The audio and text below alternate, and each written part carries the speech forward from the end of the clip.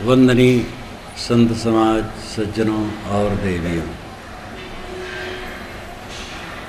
इस पूरे गीत में आपने सुना मन, वाणी और इंद्रियों का संयमन भजन है। ये कबीर साहब का उपदेश है। वेदव्यास मुनि भी कहते हैं, रागाद्येतम हृदयम वाग दुष्टानितादिवी हिंसाद रहिता काय सेतद ईश्वर पूजनम। राग, द्वेष, ईर्षा इत्यादि का त्याग हो जाए और वाणी से दुष्ट वचन का त्याग हो जाए और इंद्रियों के कुकर्मों का त्याग हो जाए। एतद ईश्वर पूजनम, ये ईश्वर का पूजन है। उपनिषद के ऋषि कहते हैं, यदा पंचावतिष्ठन्ते ज्ञानानि मनसा सह बुद्धिश्चाना विचेष्टत तामाहु परमाम गतिम। जब 5 ज्ञानेंद्रिय मन और बुद्धि शांत हो जाते हैं, इसको परम गति कहते हैं। तथागत बुद्ध की वाणी, महात्मा महावीर की वाणी, गुरु नानक की वाणी और भी जितने संत हैं, फकीर हैं, सबकी वाणी आप देखिए। कुरान शरीफ में आया है, ऐ मुसलमानों, तुम्हारा दिया हुआ रक्त और मांस ईश्वर तक नहीं पहुंचता है, तुम्हारी परहेजगारी पहुंचती।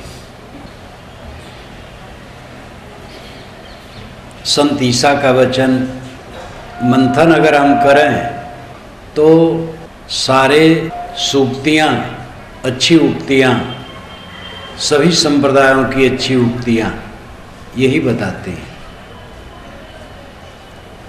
एक राम उपासक है, राम राम कहता है और राम की मूर्ति भी पूजता है, लेकिन ईमानदार नहीं है। तो दूसरा राम उपासक ही उसे पसंद नहीं करता। लेकिन एक मुसलमान है, वो कभी राम नाम नहीं लेता और ईमानदार है, तो उसको राम उपासक भी पसंद करेगा जो सही है, और अपने भाई राम उपासक को नहीं पसंद करेगा जो गलत है। एक मुसलमान है, नमाज पढ़ता है, लेकिन ईमानदार नहीं है, दूसरा मुसलमान उसे पसंद नहीं करेगा। एक हिंदू ईमानदार है जो कभी नमाज नहीं पढ़ता है, उसको पसंद करेगा। ये ऐसा तथ्य है कि सदाचार, नैतिकता, सार्वभौमिक धर्म है, भजन है, सत्यता है, इसका अनुभव हम आप सब करते हैं। और इसीलिए मुख में राम बगल में छुरी, ये कहावत है, उसमें राम के लिए नहीं है, सबके लिए। राम राम कहता है, कृष्ण कृष्ण कहता है, अल्लाह अल्लाह कहता है, सतनाम सतनाम कहता है, लेकिन स्वयं कायदे से नहीं चलता है, बेईमानी बदमाशी पर तैयार रहता है। इसी के लिए कहा गया, मुख में राम बगल में छुरी। तो ये राम शब्द कहा गया तो ये राम ही के लिए नहीं है, अल्लाह को ही कहता है। ईमानदार नहीं है, गलत है, उसके लिए भी हुआ, लाक्षणिक है। यहाँ पर राम शब्द केवल राम के लिए नहीं है। धर्म के संप्रदाय में जितने भी शब्द कहे जाते और पूजा पाठ होता, सब के लिए लाक्षणिक अर्थ है। साधु वेश बनाया है, आचरण ठीक नहीं, उसके लिए भी ये लागू है। मुख में राम बगल में छुरी। जीवन की निर्मलता, प्रसन्नता के लिए उपादान सामग्री है। भात की उपादान सामग्री चावल है।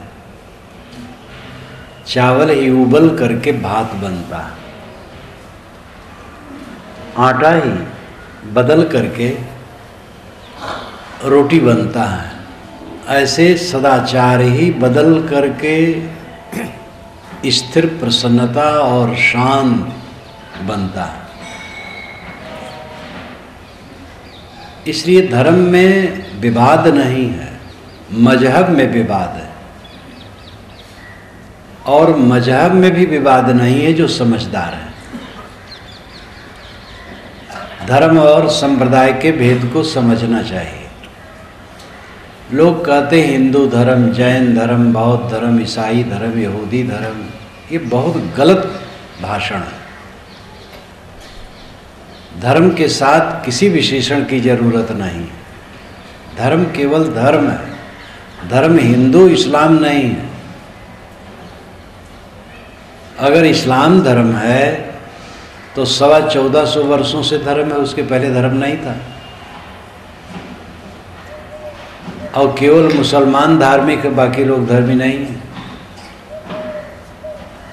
अगर ईसाईयत धर्म है तो 2000 वर्षों से, उसके पहले क्या था? बौद्ध धर्म है तो 2500 वर्षों से केवल धर्म है, उसके पहले धर्म नहीं था। अब आज भी जो बौद्ध नहीं वो धार्मिक नहीं है। जैन धर्म इसी प्रकार, हिंदू धर्म भी 2500 वर्षों से हिंदू शब्द का प्रचलन है। चारों वेदों में एक जगह कहीं हिंदू शब्द नहीं लिखा है और समस्त वैदिक साहित्य में हिंदू शब्द नहीं लिखा है। ऋक, यजुर, साम, अथर्व इनको वेद कहते हैं और ब्राह्मण, आरण्यक, सूत्र इनको वैदिक साहित्य कहते हैं। ब्राह्मण ग्रंथ कई हैं, ऐतरेय ब्राह्मण, तांड ब्राह्मण, ऐसे सूत्र ग्रंथ, गृह सूत्र, सौर सूत्र, धर्म सूत्र, आरण्यक, ये विपुल साहित्य है। ये सबको वैदिक साहित्य कहते हैं। इनमें भी कहीं हिंदू शब्द नहीं। फिर महाभारत और रामायण 2 महाकाव्य हैं, इनमें कहीं हिंदू शब्द नहीं है। पुराणों में हिंदू शब्द आया। ईरान वालों ने सिंध नदी को हिंद नदी कहा, इस देश को हिंद देश, और यहाँ के लोगों को हिंदू। तब से हिंदू शब्द का प्रचलन हुआ और ये 2500 वर्षों से प्रचलित है। हिंदू एक समाज है। उसके पहले ब्राह्मण, क्षत्रिय, वैश्य, शूद्र और अतिशूद्र, ये 5 वर्गों में बांटा था। हिंदू शब्द आने से, हिंदू कह देने से सबका बोध हो जाता है। इसलिए हमारे पूर्वजों ने हिंदू शब्द ईरानियों का दिया हुआ स्वीकार लिया। जो लोग नहीं समझते हैं वो कहते ही चाहिए, क्योंकि मुसलमानों ने हिंदू शब्द दिया और हिंदू का मतलब कुली। लेकिन जो इतिहास नहीं जानते वो ऐसा कहते हैं। इस्लाम के जन्म के 1000 वर्ष से अधिक पहले हिंदू शब्द आ गया है और कुली कह करके उपेक्षित भावना से हिंदू शब्द ईरानियों ने नहीं दिया है, आदर से दिया है। हमारे पूर्वजों ने हिंदू शब्द स्वीकारा। आगे चल करके हिंदू धर्म कहा जाने लगा। हिंदू धर्म नहीं, हिंदू समाज है। मजहब भी नहीं हिंदू। हिंदू को हम संप्रदाय नहीं कह सकते हैं, समाज कह सकते हैं। इस्लाम संप्रदाय है, ईसाईयत संप्रदाय है, जैनत्व, बौद्धत्व संप्रदाय है, लेकिन हिंदू संप्रदाय नहीं, हिंदू समाज है। संप्रदाय उसे कहते हैं जो एक व्यक्ति द्वारा चलाया गया हो, एक किताब की मान्यता हो, एक रूढ़ी हो। हिंदू समाज में ऐसा कुछ नहीं है। किसी एक को हम हिंदू समाज का अगुआ नहीं कह सकते हैं। हिंदू समाज तो एक सामाजिक स्तर का है, साम्यवादी, समाजवादी दृष्टिकोण। इस्लाम में अगर आप हजरत मोहम्मद को पैगंबर न माने तो आप दूध के धोए भी हों तो आपका स्वर्ग और मोक्ष नहीं हो। कुरान ईश्वरी किताब न माने तो भी कोई क्षमा नहीं। संत ईसा को ईश्वर का पुत्र न माने तो आप कितने ही पवित्र आचरण के हैं, स्वर्ग में प्रवेश न पाएंगे। नई बाइबिल को अगर आप ईश्वर वचन न माने तो आपका कल्याण नहीं होगा। लेकिन हिंदू समाज में कौन ऐसा मुखिया है कि जिसको माने न मानने से हानि लाभ होता है? कोई नहीं। राम और कृष्ण भी बहुत पीछे माने गए। वेदों में इनकी कहीं चर्चा नहीं, राम की तो चर्चा ही नहीं है। कृष्ण की चर्चा है, लेकिन एक क्रांतिकारी रूप में। ऋग्वेद के 8वें मंडल के 96वें सूक्त में 13 से 16 मंत्रों में श्री कृष्ण की चर्चा है, जो इंद्र के विरोधी हैं और क्रांतिकारी, सर्वहारा के पक्षधर हैं, गरीबों के पक्षधर हैं, पशुओं के पक्षधर हैं, दयालु, यज्ञ में पशुवध जो होता था उसके विरोधी। कोई ईश्वर परमात्मा नहीं। ये तो बहुत पीछे से श्री कृष्ण के विषय में परमात्मा की भावना हुई और उसके बहुत पीछे श्री राम के विषय में परमात्मा की भावना हुई। और इतना होने पर भी वह हिंदू समाज के सर्वे सर्वा कोई नहीं बन पाया। वेद के रचयिता अनेक ऋषि हैं, सब ऋषि हमारे पूज्य हैं, लेकिन कोई हमारे धर्म के केंद्र में नहीं है। वशिष्ठ, विश्वामित्र, अनेक ऋषि हैं, ये सब हमारे पूज्य हैं, लेकिन इनको मानने न मानने से कल्याण अकल्याण होता, ऐसा कहीं नहीं लिखा है। चारों वेदों में कहीं नहीं लिखा है कि वेद के मंत्र को ईश्वर ने बनाया है, कहीं नहीं लिखा है। सब ऋषियों की रचनाएं हैं। वेद मानता है वो स्वर्ग जाएगा, नहीं मानता नरक में जाएगा, कहीं नहीं लिखा है। समाजवादी दृष्टिकोण है हिंदू समाज, जिसे आजकल कहते हैं, पहले हिंदू समाज नहीं कहते थे। लेकिन वो परंपरा, जिसको हम आर्य परंपरा कह सकते हैं, समाजवादी दृष्टिकोण है। यहाँ पर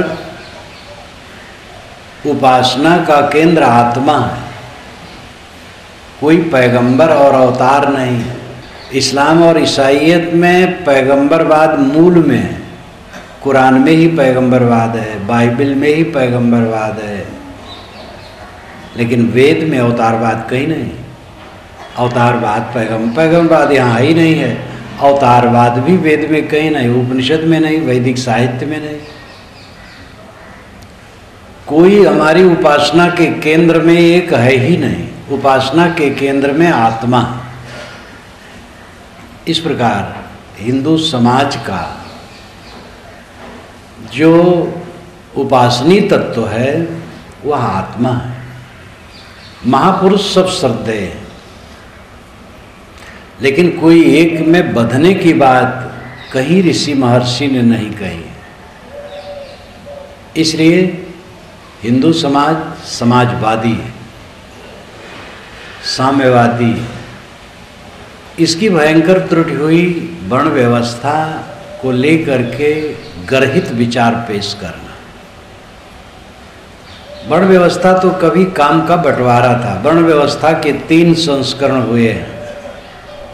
पहला संस्करण है काम का बंटवारा, दूसरा संस्करण है योग्यता के अनुसार काम देना, तीसरा संस्करण है जन्म से ही मान लेना। जन्म से मान लिया गया, यही सब पाप शुरू हुआ। पहले काम का बंटवारा था, कुछ लोग विद्या पढ़ें पढ़ावें, धर्म संस्कार के कार्यक्रम करें करावें, और वह व्यवहारिक काम न करें, दान से अपना गुजर करें, और उनके पास हो तो वो भी दान करें। एक समाज को ब्राह्मण कहा गया। ब्राह्मण विद्या पढ़े और पढ़ावे और यज्ञ करे, वो करावे, और उसको दान मिलेगा वो भी दान करे, दान पर ही गुजर करे और समाज की सेवा करे ज्ञान और धर्म के संस्कारों द्वारा। और उसमें कोई तिवारी पाने की जरूरत नहीं। जो वेद व्यास कौन तिवारी थे? धीवरी के बच्चा थे, लेकिन वैसा ब्राह्मण गरिमा में कोई और हुआ? वेद व्यास की पुस्तकों से ब्राह्मण लोग अपना धार्मिक पेशा करते हैं, और स्वयं वेद व्यास धीवरी के पुत्र। वेद व्यास के पिता पराशर हैं, लेकिन पराशर स्वयं भंगिन के पुत्र हैं। सुपाकश्चा पराशरा, श्वान पका करके खाने वाली एक मेहतरानी थी, उसका एक बच्चा था जो पराशर के रूप में प्रसिद्ध हुआ। इतना महान, कीचड़ से कमल निकल आया। पराशर के पिता शक्ति थे, शक्ति के पिता वशिष्ठ थे, और वशिष्ठ गणिका से उत्पन्न थे। उतास मैत्रा वर्णो वशिष्ठोर्वस्या, ये ऋग्वेद का मंत्र है। मित्र वर्णों और उर्वशी से उत्पन्न वशिष्ठ। जात पात कहाँ थी? मनुष्य का मूल्य था। बृहदारण्यक उपनिषद के आखिर में ऋषियों की एक लंबी सूची है उनके नामों की। उन नामों के साथ माताओं का नाम है, पिताओं का नहीं। मातृ सत्ताक वंश का वो अवशेष है। कभी मातृ सत्ताक वंश था, आजकल पितृ सत्ताक वंश है। मातृ सत्ताक का वंश का अर्थ होता है स्त्रियों की स्वतंत्रता। विवाह नहीं होता था, कोई भी युवती जहाँ उसकी इच्छा होती थी गर्भ धारण करा लेती थी। बच्चा पैदा हो गया, माता ही को जानता था, माता ही मलकिन थी, इसलिए माता के नाम पर पुत्र का नाम चलता था, पिता कुछ पता नहीं। बृहदारण्यक उपनिषद के आखिर में 50 से अधिक ऋषियों के नाम माताओं के साथ है, पिता का नाम नहीं।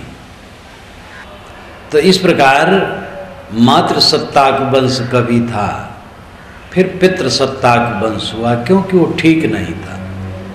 शिक्षा बढ़ती गई और विवाह प्रथा बढ़ी, और विवाह प्रथा मजबूत हुई, तब संतान पिता के नाम से प्रसिद्ध होने लगा, माता का नाम छूट गया। तो विवाह होना तो अच्छा हुआ, लेकिन इसमें माता की सत्ता घट गई।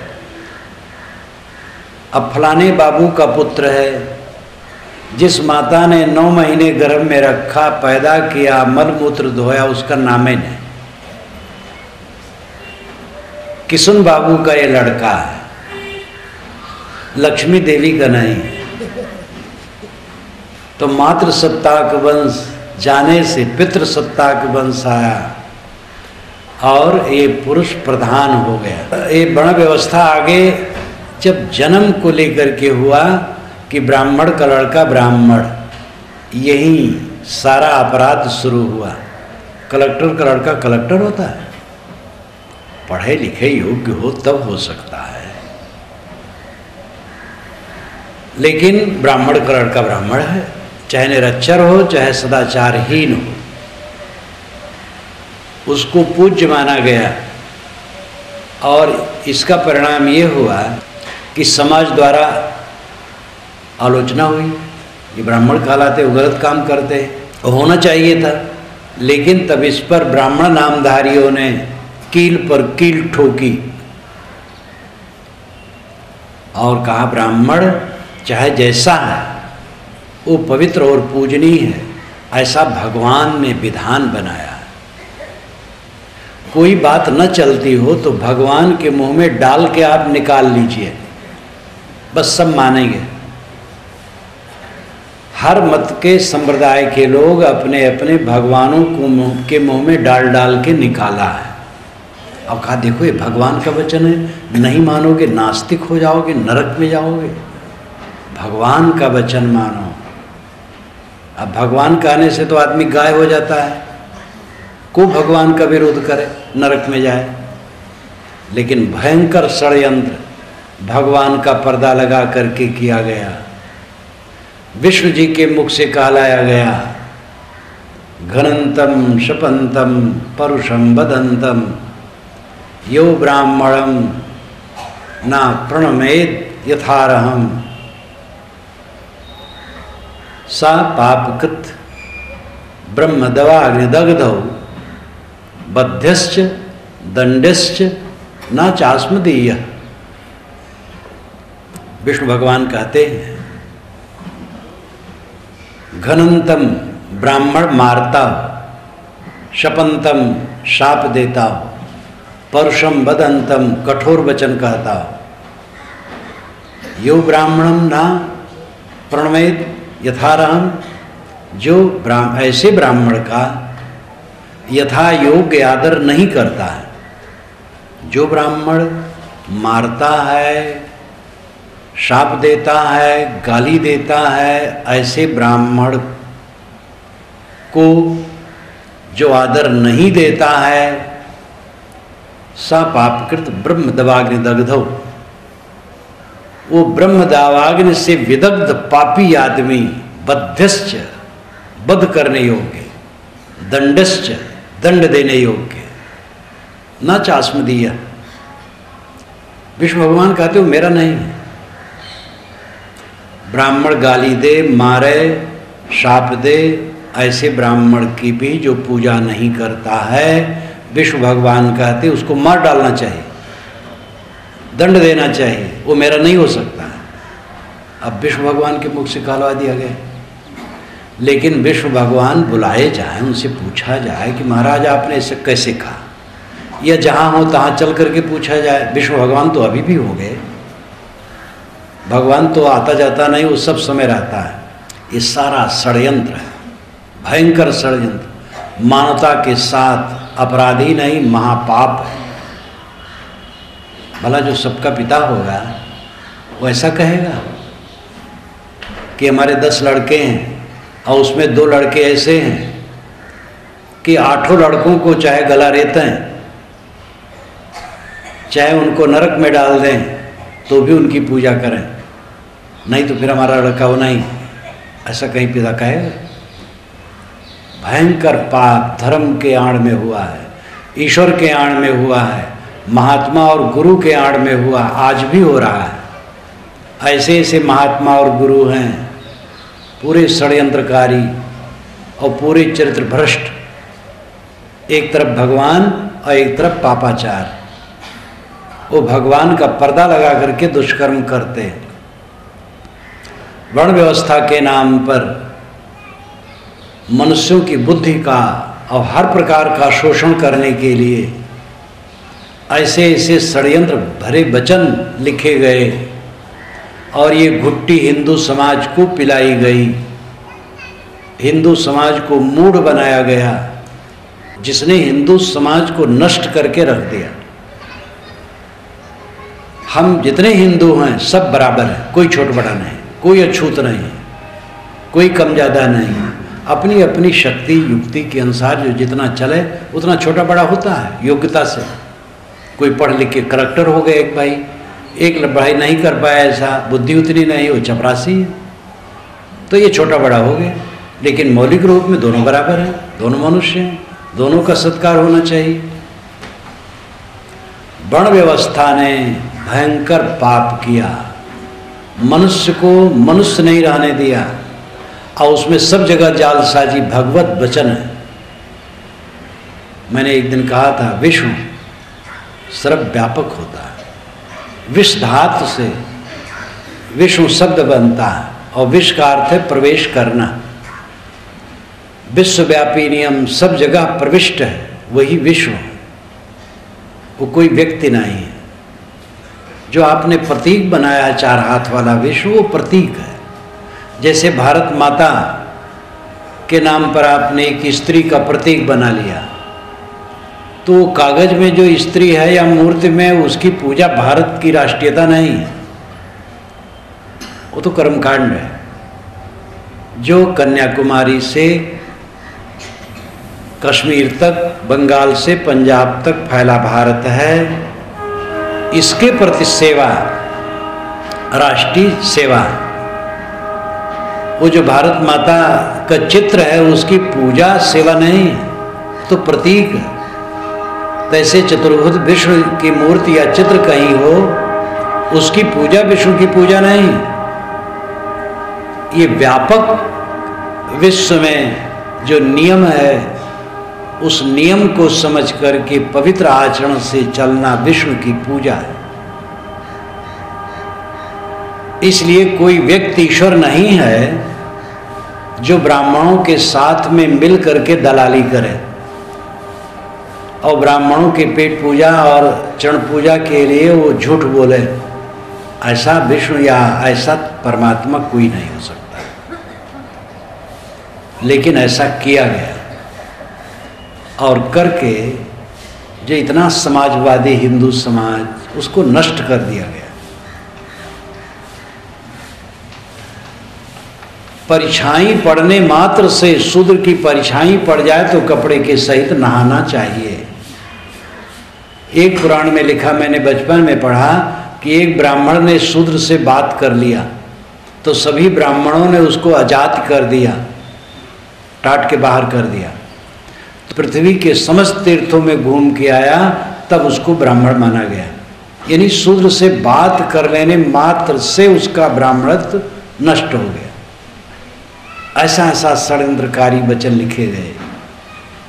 आज सारी पोल पट्टी खुल गई है। पंडितों ने लिखा कि शूद्र पढ़ने के अधिकारी नहीं है, क्योंकि पढ़ लिख लेंगे तो शास्त्रों को जान जाएंगे तो हमारी पोल पट्टी खुल जाएगी। अब आज सब पोल पट्टी खुल गई है।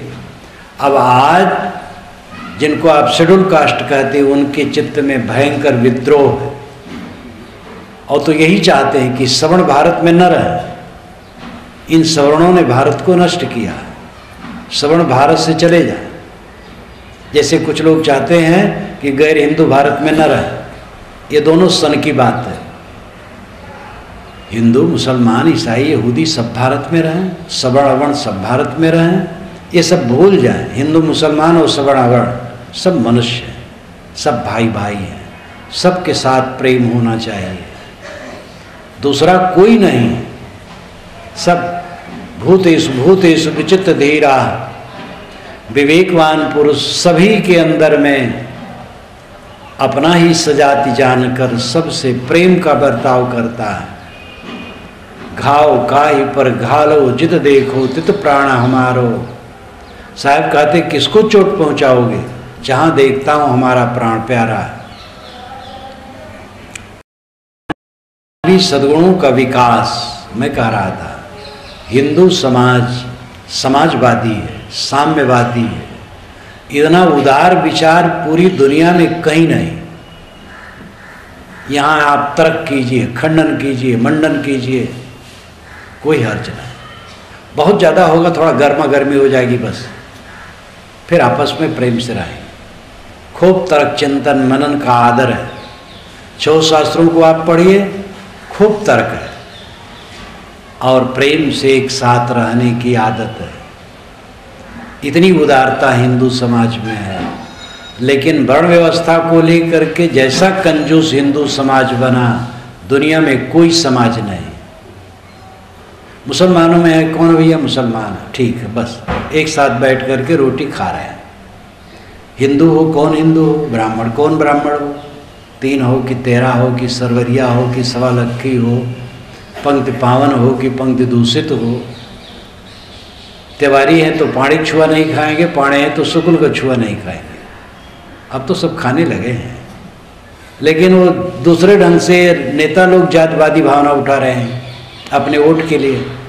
ये भी ध्यान दीजिए, राजनीति से मैं दूर से भी संबंध नहीं रखता हूँ, लेकिन इतना तो जरूर निवेदन कर देता हूँ कि जाति और संप्रदाय का नाम लेके कोई आपसे वोट मांगने आवे तो उसको डंडा लेके खदेड़िए।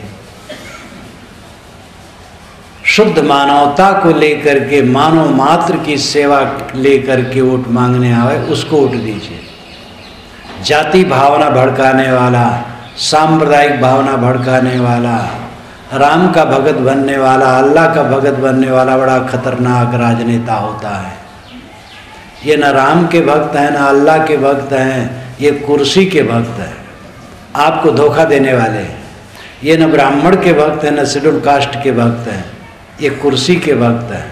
सवर्ण अवर्ण को लड़ा देंगे, बैकवर्ड फॉरवर्ड को लड़ा देंगे, हिंदू गैर हिंदू को लड़ा देंगे, भावनाओं का शोषण करेंगे, अब आपको बेवकूफ़ बनाएंगे। इन नेताओं को धर्म से तो कुछ भी मतलब नहीं, कुर्सी से मतलब है। अब आजकल के नेता में कुटिलता होती है, लेकिन जिस हद दर्जे तक आज कुटिलता पहुंच गई है, हत्या करवाना, सामूहिक दाह करवाना और पब्लिक का या सरकार का धन फूंकना, लूटना। अगर 2-4 हजार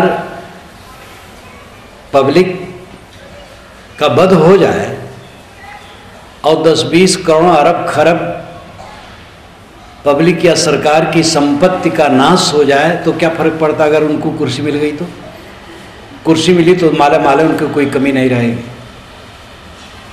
इसलिए राजनेता जो राम रहीम कह करके भड़काते हैं, हिंदू मुसलमान कह के भड़काते हैं, सवर्ण अवर्ण कह करके भड़काते हैं, बैकवर्ड फॉरवर्ड कह करके भड़काते हैं, इनसे सावधान रहिए।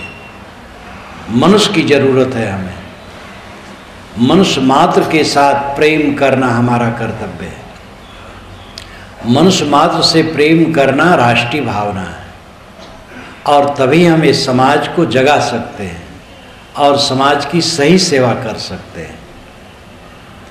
तो धर्म मानव धर्म है, संयम और शील ये धर्म के तत्व हैं। अपने लिए संयम और दूसरे के लिए शील का बर्ताव धर्म है।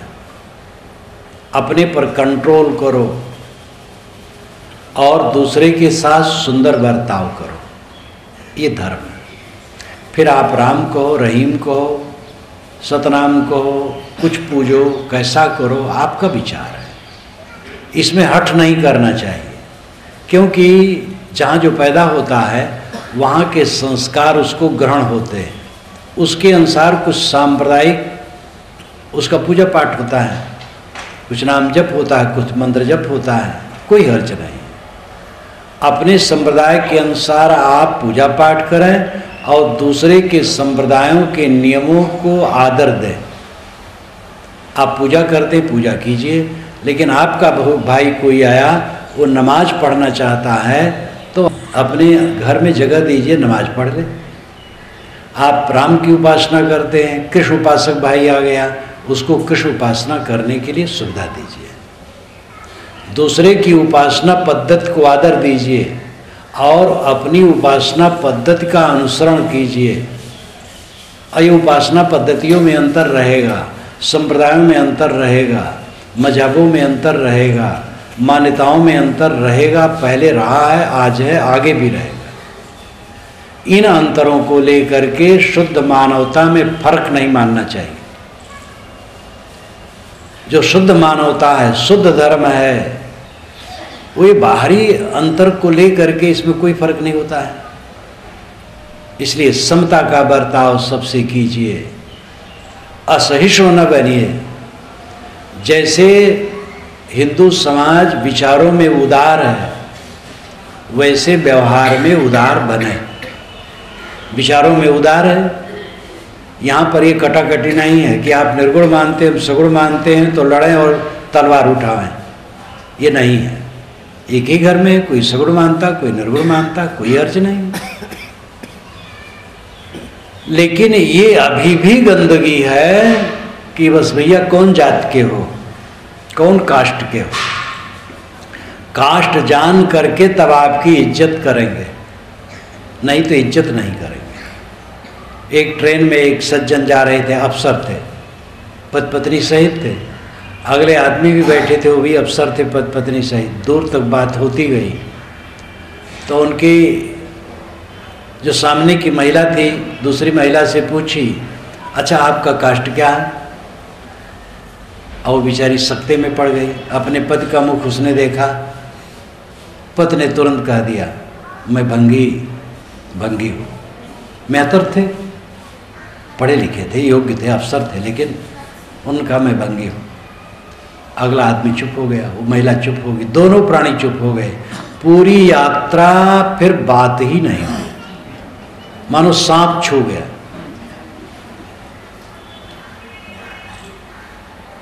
क्योंकि वो मेहतर घर में जन्मे हैं। मेहतर टट्टी साफ करता है। किसके मुख में 32 दांत है जो कहे मैं टट्टी साफ नहीं करता हूं? कोई कह सकता है? मैं तो नहीं कह सकता। मुझे तो रोज का अनुभव है, जब उठता हूं सुबह तो पहले टट्टी ही साफ करता हूं। पेट में टट्टी सबके भरी है। जो अपने को बहुत पुनीत मानते हैं उनके पेट में सोना चांदी भरी है। इतनी अकल जिसको न हो वो ज्ञानी है। पूरा शरीर टट्टी मांस का पुंज है।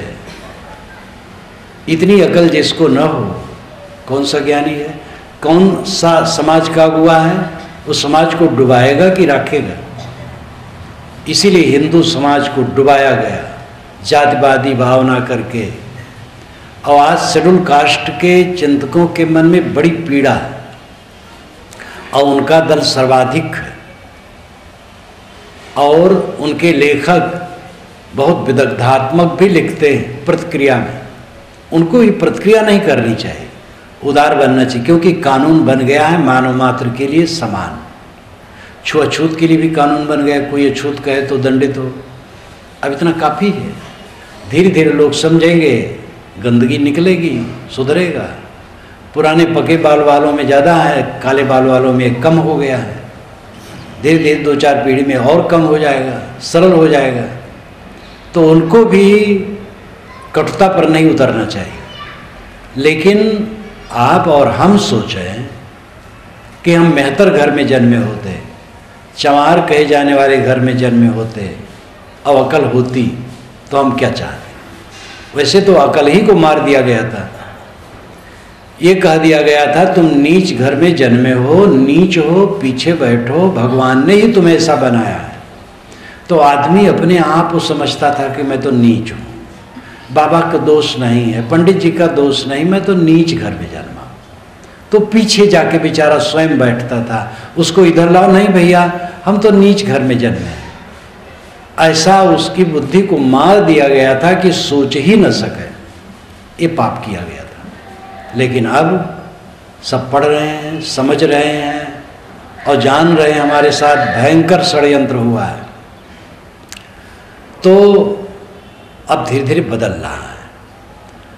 जो सवर्ण कहलाने वाले हैं वो ज़्यादा ध्यान दें, वे अपने दिल की गंदगी दूर करें, किसी से जाति न पूछें। खान पान का व्यवहार करना हो तो पवित्रता देखें। अगर पवित्रता नहीं है तो न खाएं। पवित्रता है, खाने पीने में कोई अड़चन नहीं। ब्राह्मण नामधारी है, मांस खाता है, शराब पीता है, तो एक सदाचारी आदमी उसके हाथ का कैसे खाएगा?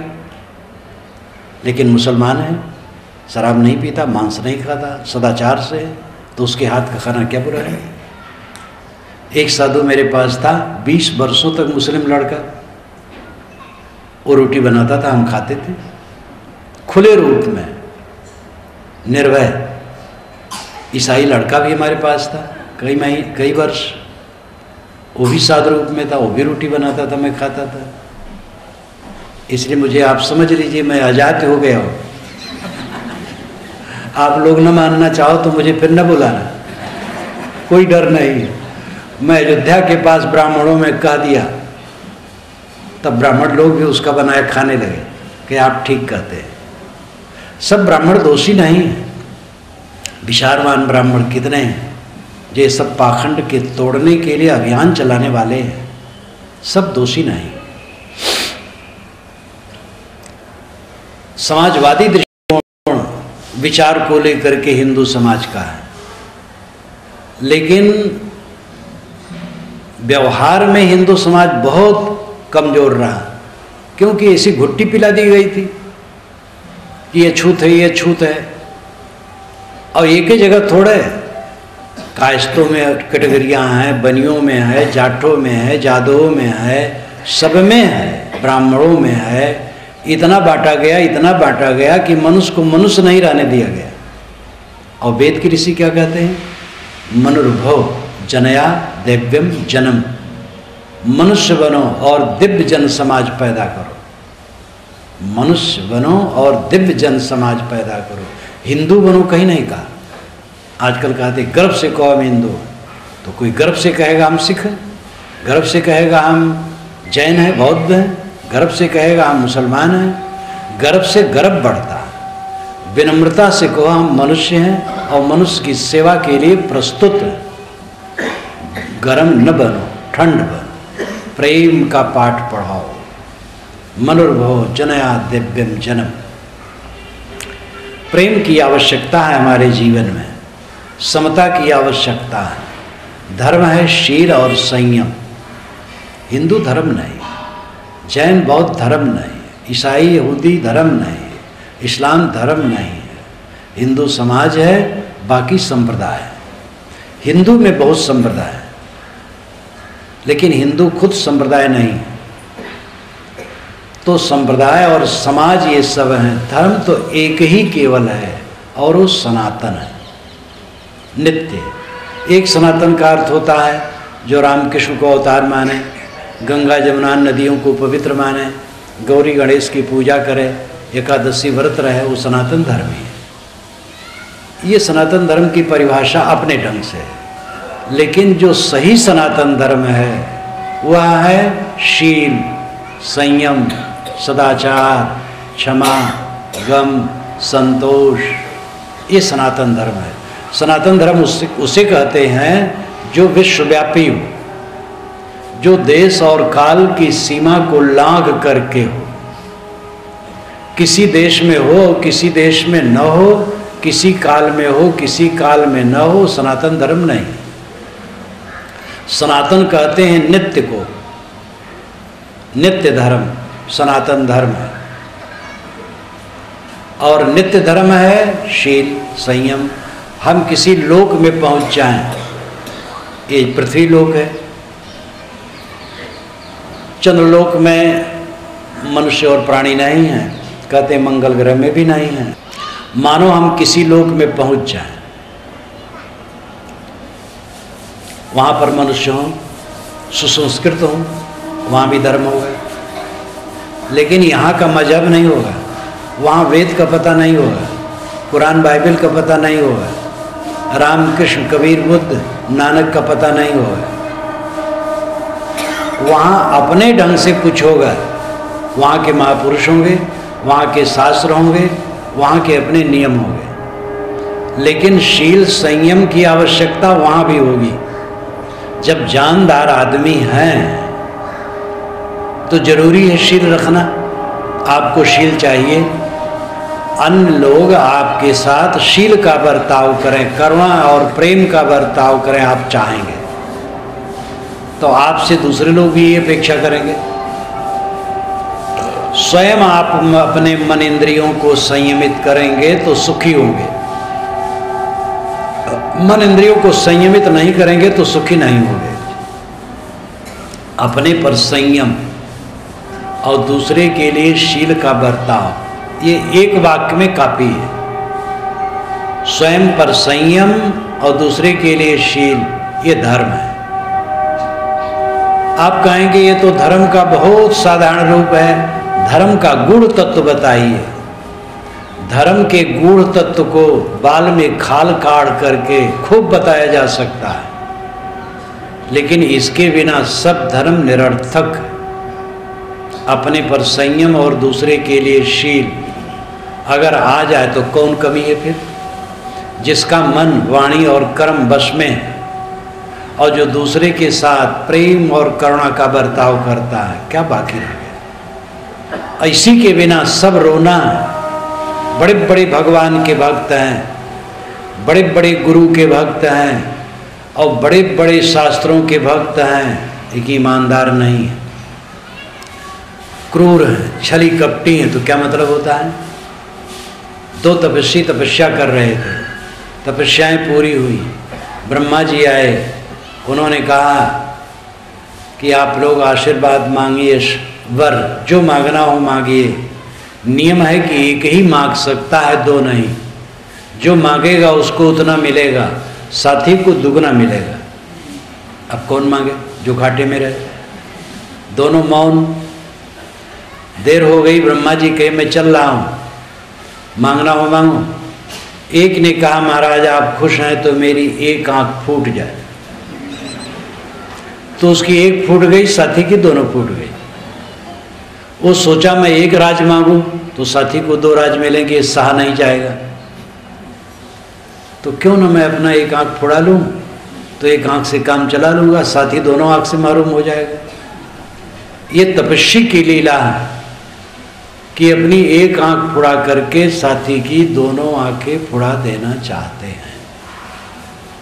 तो धर्म का तो लंबा लंबा व्याख्यान खूब हो सकता है, लेकिन इतना नहीं होता है कि हम संयम से रहें और दूसरे के साथ शील का बर्ताव करें। एक दुकानदार दूसरे दुकानदार को डाउन करना चाहेगा, एक फैक्ट्री वाला दूसरे फैक्ट्री को, एक महंत दूसरे महंत को। एक ही जगह रोग नहीं है, हर जगह, चाहे साधु हो चाहे गृहस्थ हो। जहाँ जहाँ लोभ काम क्रोध बढ़ेगा वहाँ वहाँ कुकर्म बढ़ेगा। आप समय समय से अखबारों में पढ़ते हैं फलाने स्वामी जी यहाँ तलाशी हुई और इतने गंदे साहित्य निकले, इतने लड़कियों के साथ दुराचार स्वामी जी ने किया था, पर्दाफाश हुआ, इतना ऐसा हुआ उतना ऐसा हुआ, अस्त्र शस्त्र निकले, क्या क्या निकला। तो गृहस्थ विरक्त, सही सही अर्थ में दोनों सही है, और जो गलत जहाँ करेगा वही गलत हो जाएगा। इसलिए नियम सब पर लागू है। संयम और शील ये दोनों के बिना सब धर्म की व्याख्या बेकार है। पानी की शीतलता पानी का धर्म है, आग की गर्मी आग का धर्म है, आत्मा की चेतना और ज्ञान उसका धर्म है। ज्ञान के अनुसार जीवन बनाना धार्मिक होना है। ज्ञान हमारा क्या कहता है? सुई चुभ जाए कांटा चुभ जाए हमें दर्द होता है, इसलिए किसी को दुखाओ मत। भटके हों, भूले हों, भूखे हों, प्यासे हों, हमें कोई रास्ता बता दे, भोजन जल दे दे, हमें बड़ा सुख लगे। ये काम हमें दूसरे के साथ यथायोग्य करना चाहिए, यही धर्म है। फिर आप राम रहीम कहो न कहो आपका विचार है, आपका जैसा मन है। कोई नाम जपो, कोई मंत्र जपो, ये तो देश काल के अनुसार सब बदलता रहता है। पहले राम नाम जप कहाँ था, कृष्ण नाम जप कहाँ था, वेदों को पढ़ो ये सब कहाँ था। आज ये है, आगे और बदलेगा और बदलेगा। भिन्न देश में और है। बौद्धों में बुद्धम शरणम गच्छाम, संगम शरणम गच्छाम। दक्षिणी भारत में गया तो हर जगह शिव जी की महिमा। एक दुभाषिया ने कहा महाराज यहाँ महादेव फैमिली की महत्ता है। हमने कहा भाई महादेव विष्णु में मैं फर्क नहीं मानता हूँ। कहे आप भले फर्क न माने, हम तो फर्क मानते। तो ये जो छांट छांट बांट बांट करके उपासना करने वाले हैं, इसीलिए साहब ने फटकारा कि एकता लाओ भाई रे दुई जगदीश कहाँ ते आया, कहो कोने बोराया, अल्लाह राम करीमा केशो हरि हजरत नाम धराया। गाना एक कनकते गाना आमे भाव न दूजा, कान सुनन को दुई कर थापे एक नमाज एक पूजा। वही महादेव वही मोहम्मद ब्रह्मा आदम कहिए, को हिंदू को तुरुक कहा वे एक जिमी पर रहिए। वेद किताब पढ़े हुए कुतबा वे मुलना वे पाड़े, बेगर बेगर नाम धराए एक मिट्टी के बाड़े। कहें कबीर ये दोनों भूले राम किनो न पाया, ये खसी वे गाय कटामे बाधे जन्म गंवाया। हिंदू लोग देवता के स्थान पर बकरा काटते हैं और मुसलमान लोग ईश्वर के नाम पर गाय काटते, दोनों नहीं समझते। साफ कह देने वाला कवि। दो परमात्मा कहाँ से आ गए? अल्लाह राम करीम केशव। अरे पानी पियो जल पियो एक ही बात है, वाटर पियो नीर पियो आप पियो एक ही बात है। ये राम रहीम शब्द है, तत्व में अंतर नहीं। पंडित देखो हृदय विचारी, को पुरुषा को नारी, सहस समाना घट घट बोले वाकी चरतनूपा, वाको नाम कहा कह लीजिए ना वाक्य वर्ण रूपा, तय मैं क्या करसी नरवरे, क्या मेरा क्या तेरा, राम खुदाय शक्ति शिव ये के कौदो काय नहीं हो रहा। वेद पुराण के देव कुराना, नाना भांति बखाना, हिंदू तुर्क जैन हो जोगी ये कल काहू न जाना। वेद पुराण किताब कुरान नाना प्रकार से कहते हैं, न कि वस्तु नाना प्रकार है। तर्जे इबादत में फर्क है, मूल में फर्क नहीं है। इसलिए अनेकता में एकता के सूत्र को हमें पहचानना होगा, शुद्ध धर्म को समझना होगा। मानवता शुद्ध धर्म है और मानवता यही है, अपने पर संयम और दूसरे के लिए शील। इतना निवेदन आप मानो कि किसी से जात पूछना छोड़ दो। हाँ, विवाह शादी करना हो लड़की लड़का का, और अगर आप अंतरजातीय शादी नहीं मानते हो तो पूछ लो। अंतरजातीय शादी मानते हो तो उसमें पूछने की जरूरत नहीं, और अगर मानते हो नहीं तो पूछ लो। मेरा इसमें कोई पक्ष विपक्ष नहीं, ये आपका काम है। एक लड़के ने मुझसे पूछा पत्र देकर, आप अंतरजातीय शादी मानते हैं कि नहीं? तो मैंने उसको उत्तर दिया कि मैं शादी ही नहीं मानता। शादी न मानने वाले व्यक्ति से ये पूछने की क्या जरूरत है? आप लोग जाने। अगर आप अंतरजातीय शादी करते हैं तो न पूछिए, नहीं करते तो पूछ लीजिए। अगर आपके 2 बच्चे हैं तो जीवन में 2 बार पूछना पड़ेगा बस। और रोज रोज पूछ रहे किस कास्ट के हो, इज्जत किसी लेते हो आप? कितनी हिंसा करते हो आप ये पूछ करके किस कास्ट के आप हो। झूठा अहंकार, एक को हम तिवारी हैं, बस मार अहंकार का भरा है। और एक बेचारा मेहतर है तो छिपाता है, कौन हो भैया? अब वो बताना आप कैसे बतावे, वो बेचारा छिपाता है। और एक मूछ पर ताव दिए, पहले कहा था महाराज मैं ब्राह्मण हूँ, न बिना पूछे वो कहता मैं ब्राह्मण हूँ। ये मिथ्या अहंकार और मिथ्याहीन भावना दोनों पाप है, इस समाज से निकलना चाहिए। दहेज प्रथा महापाप है, इसका विरोध आप स्वयं दहेज न मांग करके कीजिए। किसी लड़की वालों से आप दहेज न मांगिए, खुशी से वो देता है कोई बात नहीं, लेकिन आप मांगिए ना, जोर न डालिए, कहिए ना, इशारा न कीजिए, बल्कि हल्के फुल्के में शादी कीजिए। जितने अपराध और पाप समाज में हैं, जब स्वयं त्याग करेंगे तो वो सुधरेगा, खाली उपदेश देने से नहीं सुधरेगा। तो इन सब बातों पर ध्यान दें और आचरण में लाएं। इसी के साथ मैं अपनी वाणी को विराम देता हूँ। बोलिए सद्गुरु